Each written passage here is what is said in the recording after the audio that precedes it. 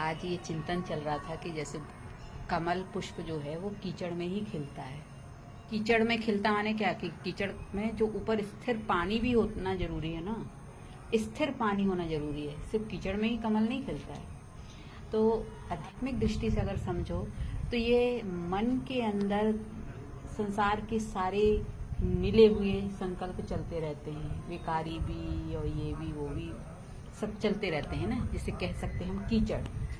लेकिन इस सारे संकल्पों के बीच में भी आप श्रेष्ठ संकल्पों की जब रचना करते हो, माने आप कमल पुष्प का बीज बोते हो उस कीचड़ में, और फिर वो धीरे धीरे आप अपनी चेतना को ऊपर उठाते हो, कॉन्शियसनेस को। कैसे उठेगी चेतना, कॉन्शियसनेस कैसे उठती है? परमात्मा के सामने समर्पण, मतलब हायर कॉन्शियसनेस के सामने समर्पण बुद्धि करने से। तो कमल पुष्प जैसे इस कीचड़ से ऊपर उठ रहा है ना।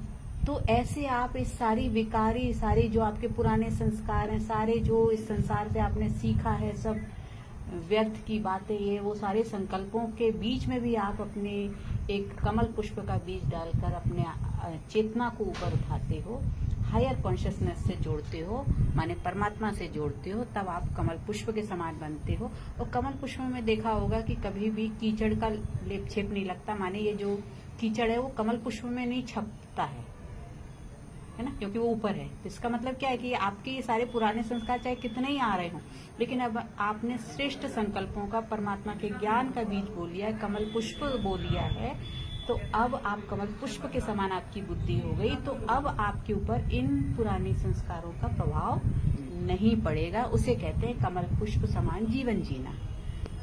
और उसके लिए जैसे कमल पुष्प कीचड़ में खिला तो पानी ऊपर का स्थिर रहता है, तब वो कमल पुष्प खिलता है। अगर वो पानी बह रहा है नाले की तरह, नीचे कीचड़ है, ऊपर बह रहा है, तो क्या नाले में कभी कमल पुष्प देखा है? नहीं ना। हाँ। ये जो विकारी दुनिया है, हाँ। उस पे आप शांति से अपने को, मतलब ज्ञान, हाँ, वो उस स्थिर जल की तरह अपने मन को स्थिर करके, मन को शांत रख के, हाँ, उसके बाद परमात्मा का ध्यान करके, हाँ, उठते जाते हो। हाँ, तब आप कमल पुष्प समान, माने कि इसे ही मेडिटेशन कहते हैं, इसे ही ध्यान करना कहते हैं। माने ध्यान देना, अपने श्रेष्ठ संकल्पों की रचना करने पे ध्यान देना, इसे ही कहेंगे कमल पुष्प समान जीवन जीना। और इसीलिए कमल पुष्प जो है वो विष्णु जी पे चढ़ाया जाता है। माने क्या, जिसके अंदर अब कोई विष का प्रभाव नहीं रह गया।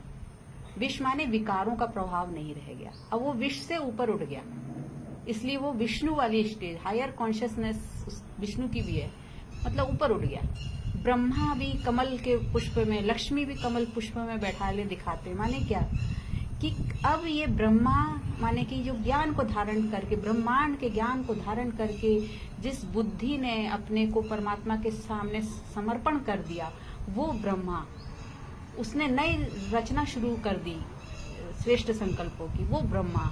और लक्ष्मी माने जब आपके अंदर ये हायर कॉन्शियसनेस के प्रति आकर्षण चुंबक की तरफ बढ़ता जा रहा है और आप अपनी कॉन्शियसनेस को भी ऊपर उठाते जा रहे हो, माने अब आपकी कायनात, जैसे कहते हैं ना कि एक यदि सच्चे दिल से कोई चीज मांगो तो ये पूरी कायनात आपको वो दिलाने के लिए हाजिर हो जाती है, कहा जाता है। माने आज के समय में उसको मैनिफेस्टेशन भी कहते हैं। माने आप जब श्रेष्ठ स्थिति में होते हो तो बिन मांगे मोती मिले, मांगे मिले ना भीख वाली जो कहावत है ना, वो यही है कि आप जब श्रेष्ठ स्टेज में होते हो, परमात्मा की याद में होते हो, तो आपको जिस जिस चीज की जरूरत होती है स्वतः ही प्राप्त होता जाता है। इतने श्रेष्ठ संकल्प आपके होते हैं, इतने पावरफुल होते हैं कि वो कहीं ना कहीं से खिंच के वो चीजें आपकी तरफ आ जाती हैं, अच्छी चीजें जो आपको आत्मिक रूप में स्टेज में आप जिस चीज को अनुभव करते हो और आपकी जरूरत होती है, वो चीज जो प्राप्त होना होगी वो स्वतः ही प्राप्त हो जाती है ना।